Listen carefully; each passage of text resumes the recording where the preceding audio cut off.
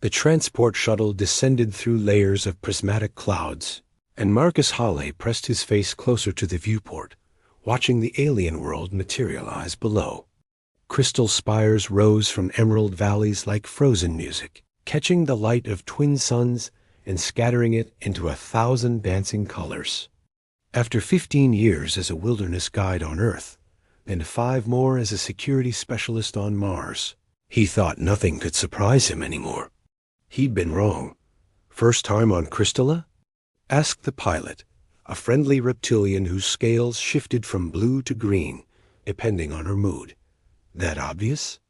Marcus ran a hand through his dark hair, feeling self-conscious about the wonder probably written all across his face. Everyone makes that expression their first time, she assured him with what he'd learned was her species' version of a smile. The royal palace is even more impressive up close. Marcus nodded, adjusting the collar of his charcoal gray uniform. The contract had been straightforward enough. Provide security consultation during some important ceremony. The pay was exceptional, the duration brief, just 3 days, and the agency assured him that human security specialists were highly sought after since Earth had joined the galactic community. Something about their adaptive tactical thinking and creative problem-solving.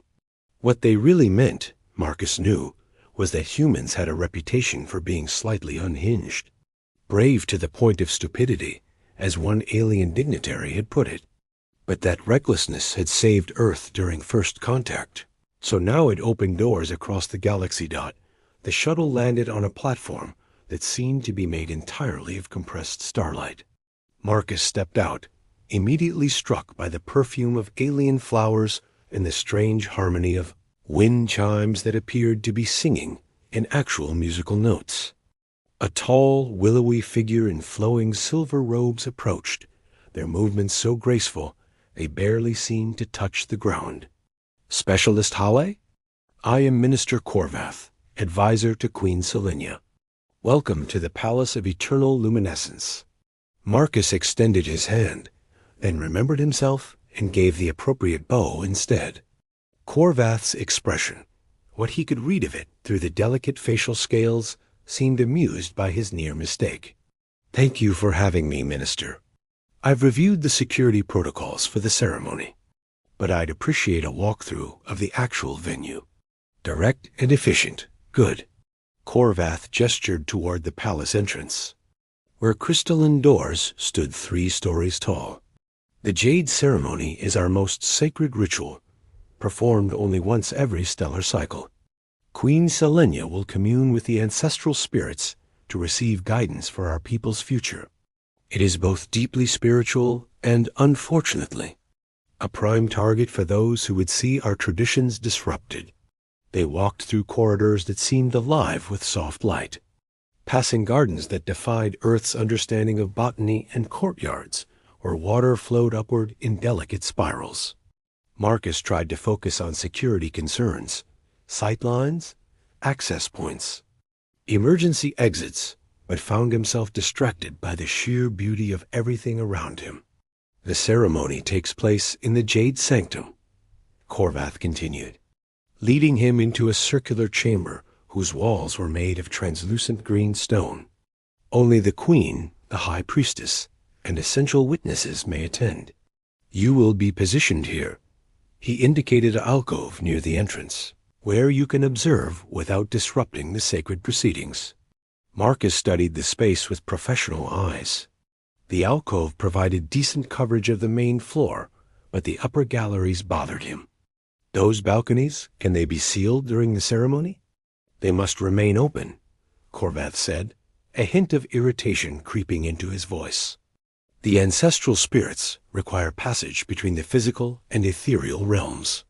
Then I'll need additional personnel stationed there. That would be blasphemous. You are already an unprecedented accommodation. Marcus bit back his argument. He'd learned that some battles with alien protocol weren't worth fighting. Instead, he'd position himself differently, adjust his approach. Adapt. That's what humans did best. When will I meet Queen Selenia? She is preparing for tonight's ceremony. You will see her then. Corvath's tone suggested the audience was concluded, but something in his manner made Marcus uneasy. There was an edge there, a tension the minister was working hard to conceal. The rest of the day passed in a blur of preparations. Marcus familiarized himself with the palace's security systems, which were simultaneously more advanced and more mystically inclined than anything he'd encountered. Energy shields powered by something called harmonic resonance. Guards who could sense hostile intent through some kind of empathic connection. It was like working in a fairy tale written by quantum physicist Dot. As evening approached, Marcus took his position in the alcove. The jade sanctum began to fill with witnesses, nobles, and dignitaries in elaborate robes, their skin tones ranging from deep purple to pale silver. The air itself seemed to thicken with anticipation, humming with an energy that made the hair on his arms stand up. Then she entered, and the world stopped. Queen Selenia moved like poetry given form, her skin a luminous pearl white that seemed to generate its own soft glow.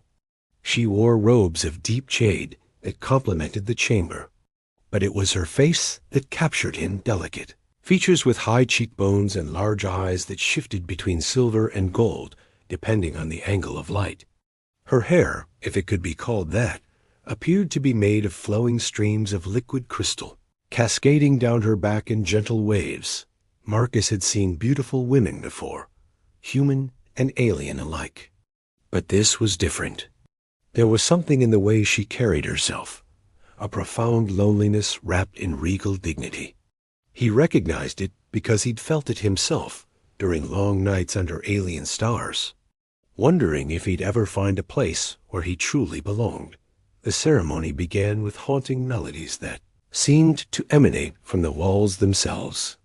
Selenia took her position in the center of the chamber, kneeling before a jade altar as a high priestess in white robes began to chant in a language that predated human civilization.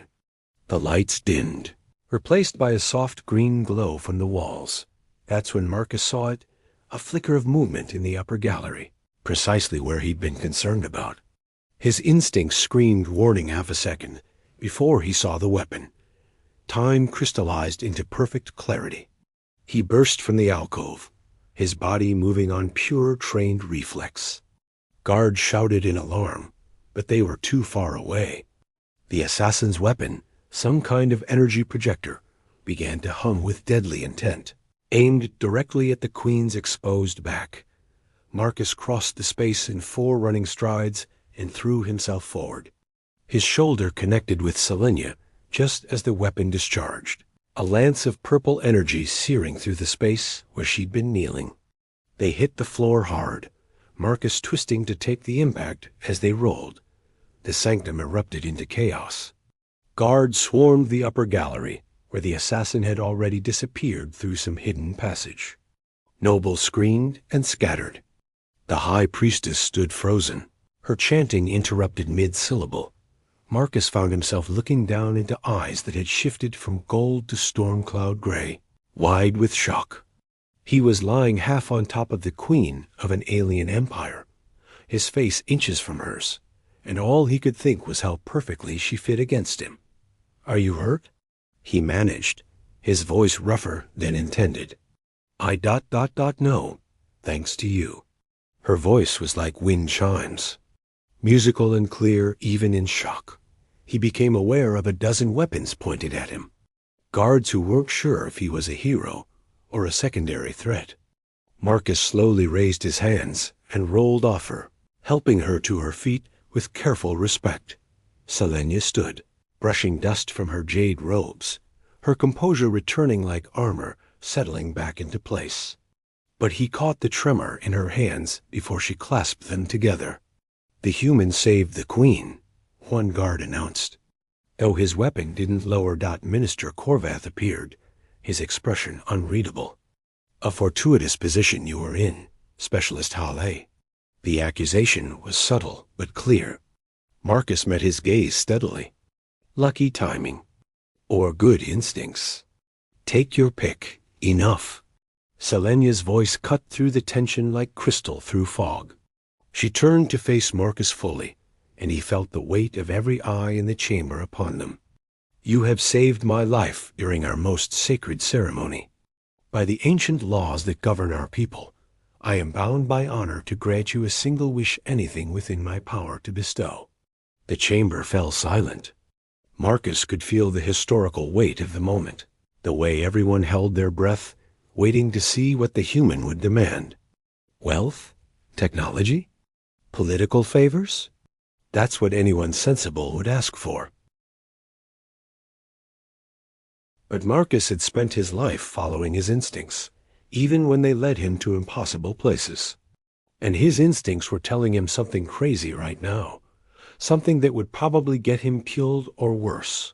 He looked at this alien queen with her starlight hair and her lonely eyes, and he knew exactly what he wanted.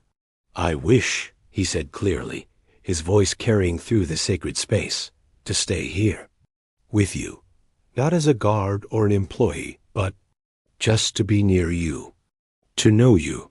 The silence that followed was so complete he could hear his own heartbeat.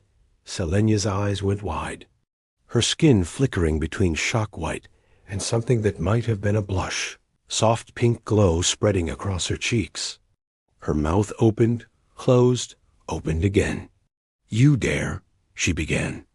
But the words seemed to stick in her throat because she'd made the offer publicly. Bound by laws older than his entire species, Minister Corvath stepped forward, his expression carefully neutral, but his eyes gleaming with something that might have been malicious satisfaction. "By law, Your Majesty, you cannot refuse a wish made before witnesses during a sacred ceremony. To do so would invalidate the ritual itself." Selenia looked at Marcus as if seeing him for the first time, her expression cycling through shock, anger, confusion, and something else he couldn't quite identify. Finally, she drew herself up to her full height, regal and remote. "Very well," she said, each word precisely chosen. "You will be ... accommodated. We will discuss the terms of this arrangement privately." She turned to the assembled court. "The ceremony will be reconvened tomorrow evening. Everyone is dismissed." As the nobles filed out, casting curious and scandalized glances their way, Marcus caught Corvath's expression. The minister was smiling, but it was the smile of someone who'd just set a trap and watched it spring shut. Marcus had the distinct feeling he'd just stepped into something far more complicated than a simple wish. But when Selenia glanced back at him one more time before sweeping from the chamber, her hair catching the light like captured stars, he couldn't bring himself to regret it. Sometimes the impossible choices were the only ones worth making. The private chambers Queen Selenia led him to were nothing like Marcus expected. Instead of the cold, crystalline grandeur of the rest of the palace, her personal space felt almost ... intimate. Soft fabrics and deep blues and silvers draped from the ceiling, creating alcoves of privacy. Living plants, actual earth plants, mixed with alien flora-filled corners and window ledges, their leaves catching the light of both suns as they set beyond the horizon. "I wasn't expecting tomatoes," Marcus said, gesturing to a small plant near the window. Selenia paused in her pacing, glancing at the familiar red fruits. "A gift from the Earth Embassy. I find your planet's vegetation fascinating. So aggressive in its growth, so determined to thrive." She turned to face him fully, her crystalline hair settling around her shoulders. Much like humans themselves. The way she said it, not quite an insult, not quite a compliment, made Marcus smile. "I'll choose to take that as praise. You shouldn't." Her eyes flashed that storm cloud gray again. "Do you have any idea what you've done? What you've asked for?" "I asked to know you," Marcus said simply, staying near the doorway to give her space. "To be near you. Nothing more complicated than that. Nothing more." She laughed, a sound like breaking glass. "You've asked to become part of my life. In my culture, such a wish implies ... implies She struggled with the words. Courtship? Marcus offered quietly. Her skin bloomed with that pink glow again, brighter this time. Among other things, the witnesses will assume intentions. The court will talk. Minister Corvath certainly seemed pleased by your request. I noticed that. Any particular reason? Selenia moved to one of her windows, gazing out at the city below where lights were beginning to twinkle like earthbound stars. Corvath has been pressuring me to choose a mate from among our nobility. He has particular candidates in mind, alliances that would strengthen his political position. She glanced back at him. Your wish has complicated his plans considerably. Good, Marcus said, then added, I mean, not good that you're being pressured, but good that maybe I threw a wrench in whatever scheme he's running. A wrench? Sorry, Earth expression. It means, I know what it means. Her lips quirked in what might have been a smile. I've studied your planet extensively. Your languages, your customs, your tendency to use mechanical metaphors for emotional situations. She turned to face him fully. Tell me, Marcus Hale, was this truly spontaneous, or are you playing a deeper game? The question carried weight, and Marcus understood that his answer mattered more than anything else in this moment. He took a breath, choosing honesty over diplomacy. I saw you enter that chamber tonight, and something in me just recognized something in you. I've spent years moving from place to place, never quite fitting anywhere. Earth felt too small after I'd seen what else was out there. But the colonies felt hollow, like everyone was just pretending to build homes in places they'd never truly belong. He met her eyes. When you walked in, lonely despite being surrounded by people, regal but isolated by that crown, I saw myself. And I thought, maybe for once, I could stop running toward something and just stay. Selenia studied him for a long moment, her expression unreadable. Then she moved closer, close enough that he could see the way light moved beneath her translucent skin like gentle currents. You're either the most foolish human I've ever encountered, she said softly, or the most honest. History suggests both can be true simultaneously. This time her laugh was genuine, warm. I've had hundreds of suitors over the years. Every one of them wanted something from me: power, status, access to our technology. Not one of them asked simply to know me. She reached up, her fingers hovering near his face, but not quite touching. Why should I believe you're different?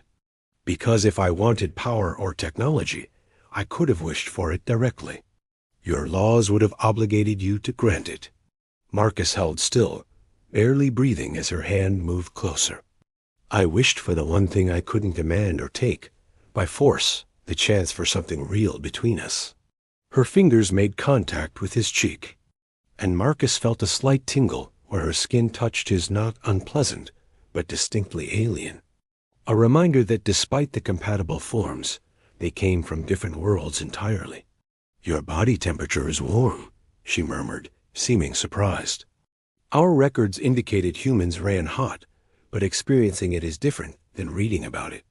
And you're cooler than I expected. Like touching silk that's been left in shade. They stood like that for a moment, the weight of the day settling around them. Then a soft chime broke the spell, someone requesting entrance. Selenia stepped back, her regal mask sliding back into place. Enter.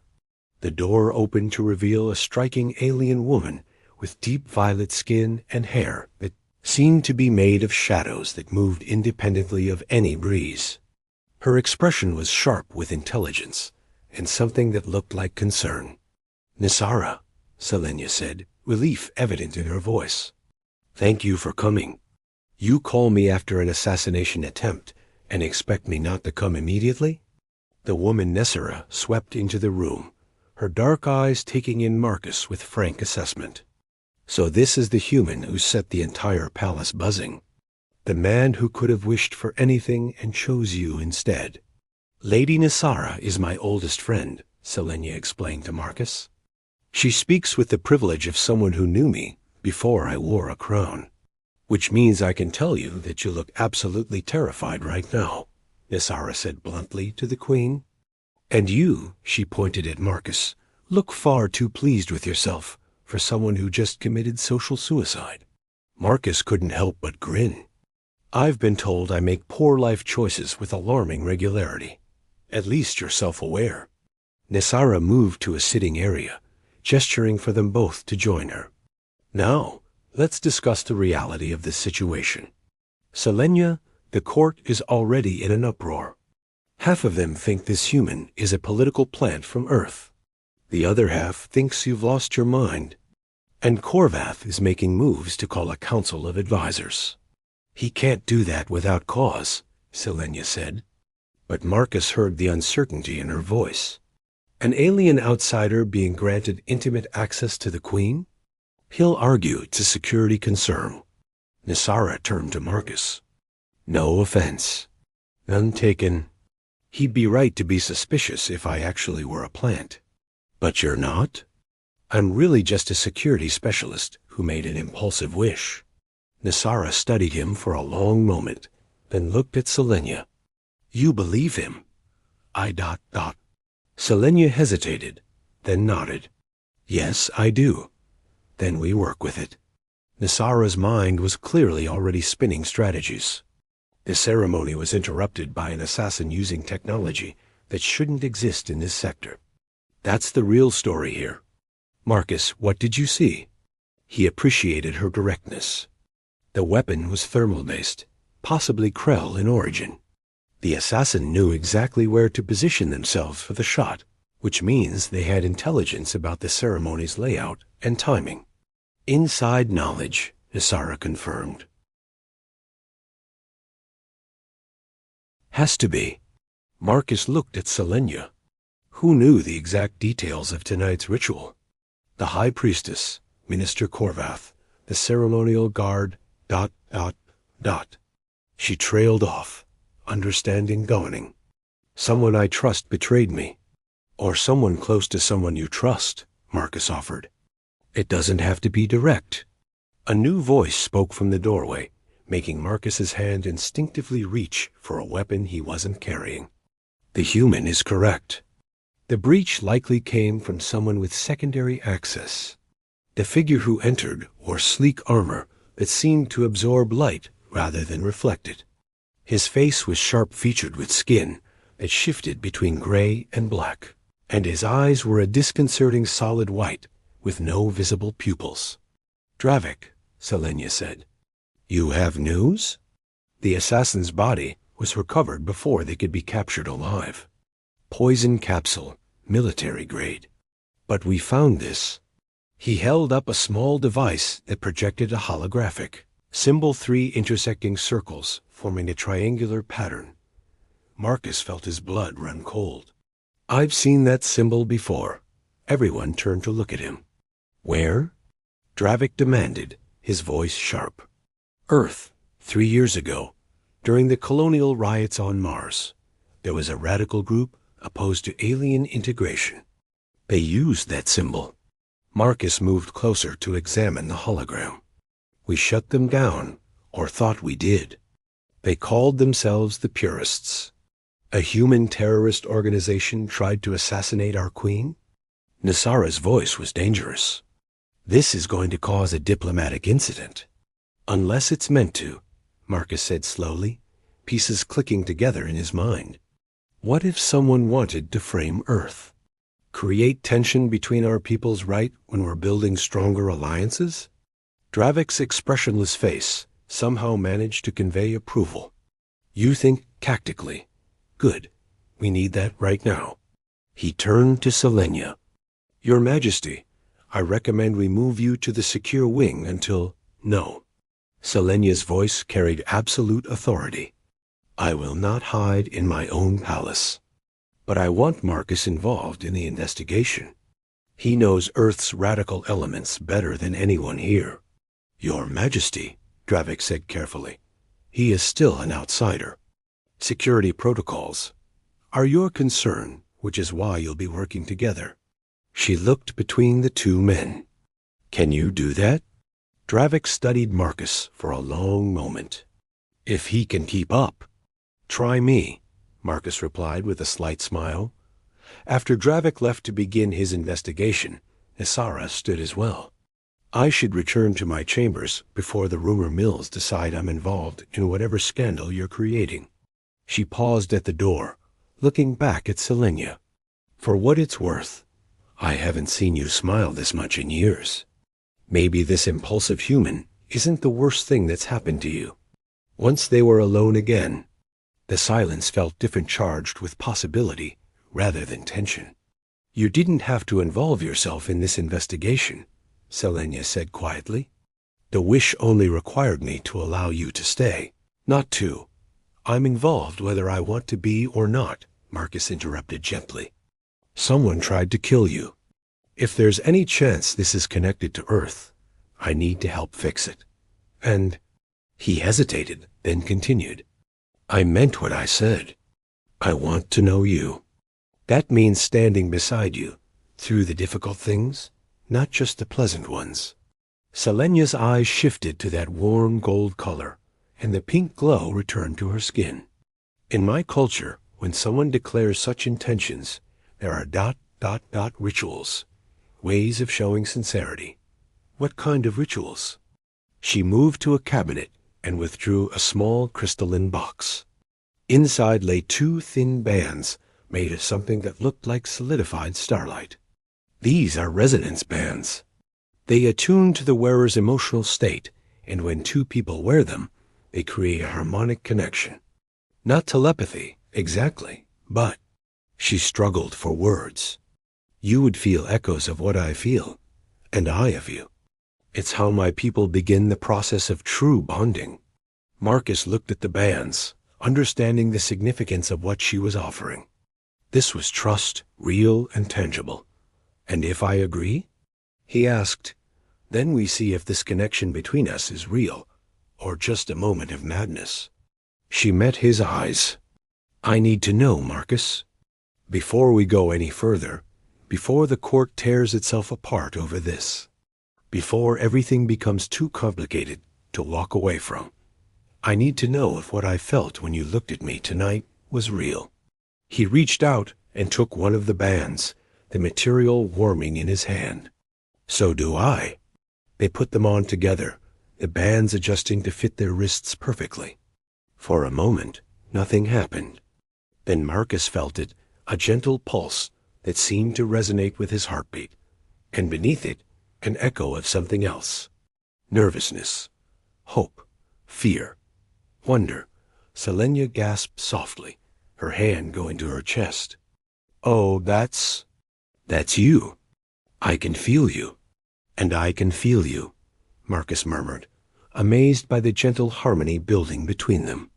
It wasn't overwhelming, just a subtle awareness that made her seem more present, more real. You're afraid, terrified, she admitted, of making the wrong choice, of letting my loneliness guide me into something that will hurt us both, of wanting this too much to think clearly. I'm afraid too, he said honestly. But I've learned that the best things in life usually come with a side of terror. She laughed, and he felt the joy of it through their connection, bright and warm. Your species has such a strange relationship with fear. We're working on it. Give us another few thousand years of evolution. They stood there in her chambers as night settled fully over the crystalline city, the resonance bands connecting them in ways that transcended language or culture.